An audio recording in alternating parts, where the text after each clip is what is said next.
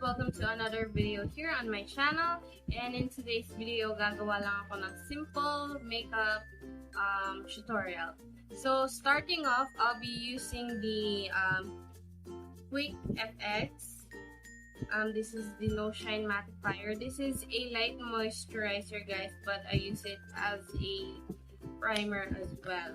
So lalagyan ko lang yung areas kung saan ako nag-oil.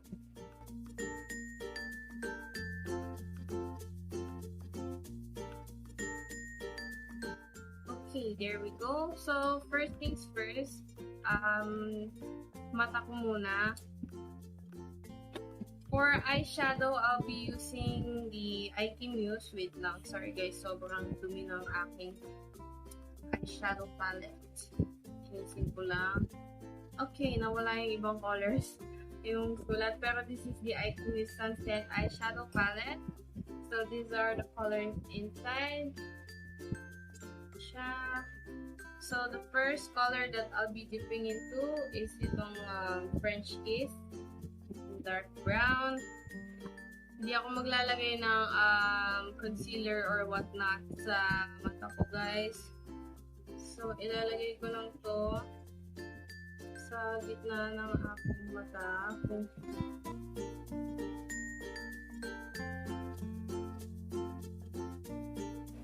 Alright, there we go. And then, next naman na color na gagamitin ko or shade is itong shimmer dito, which is Immortal.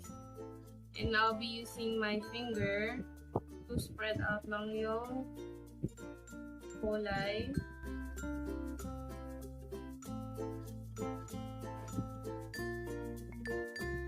So, may lumagpas, but no worries, that's fine. And then next naman natin is yung eyebrows. So let me just brush them up. Alright, for my brows, I'll be using the Sace Lady Tinted Brow Gel. This is in the shade number 3.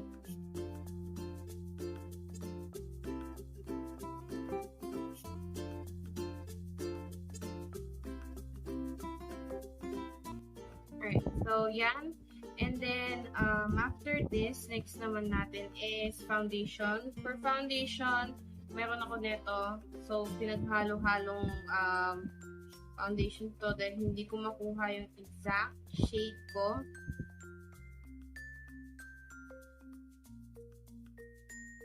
So, guys, kung iba yung kulay na nag-register sa camera, regarding my foundation, do not be alarmed.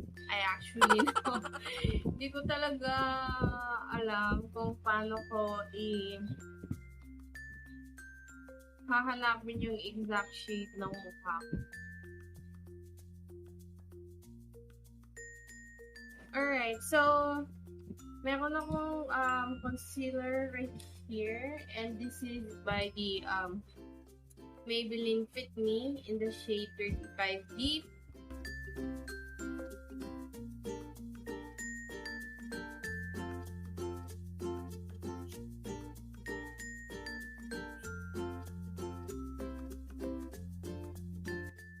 Alright, so gagamit ako ng thin brush. Ganyan lang siya kaliit. And I'll be using this to dip into French Kiss. Itong kulay ulit kanina. So, I'll be dipping in here and I'll be placing that on my under eye.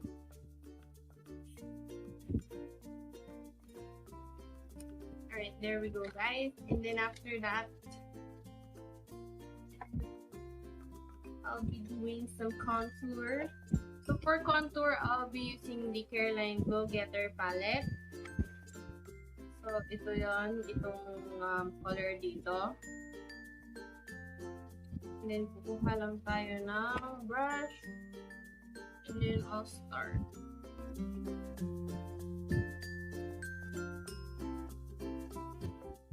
And then after that, gagamit naman ako ng powder ulit. This is by Nichido.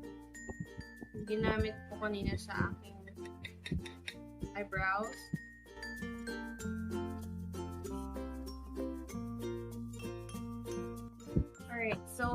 habang nagbe-bake tayo, magbe-blush on naman ako.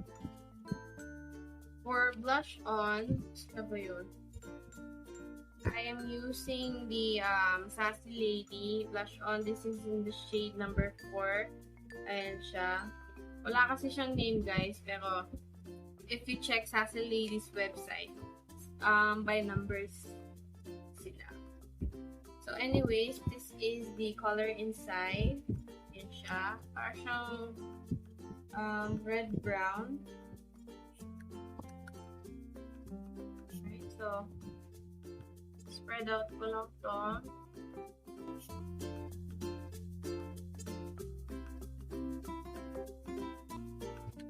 So, kuha naman ako ulit ng brush to dust off yung linagay kong powder.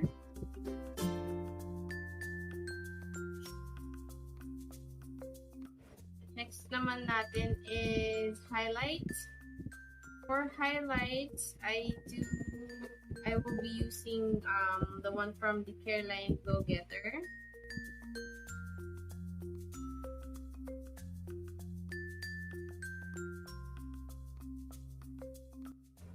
Alright, so after that, I will be using some fake lash. Kahit na simple lang siya. Ito guys, malambot naman yung lashes na to. Medyo paubos na nga. But I bought this from Shopee for I think 79 pesos minus the shipping.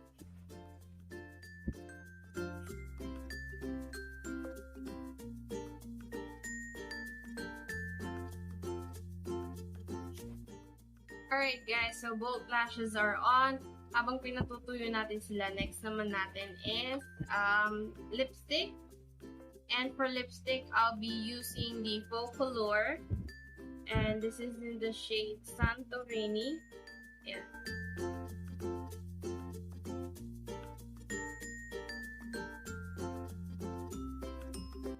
And next, gagamit naman ako ng lip gloss which is by Focallure as well. Pero itong brand name nila is Genius.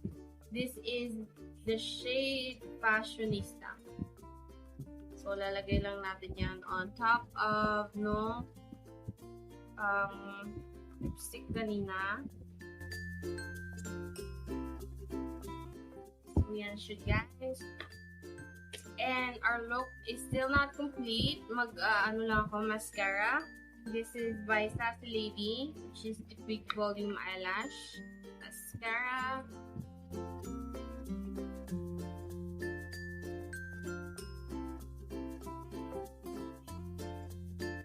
This is the final simple look or final simple makeup tutorial that I did today. I will link down all the products that I've used in the description box. Lalagyan ko din sila ng link para ma-check nyo yung items for yourself if you would like to buy. No, this video is not sponsored, but anyways guys, if you have enjoyed this tutorial, please subscribe and give me a like. And then for any suggestions that you may have, just comment them down below and I'll see you on the next video. Bye!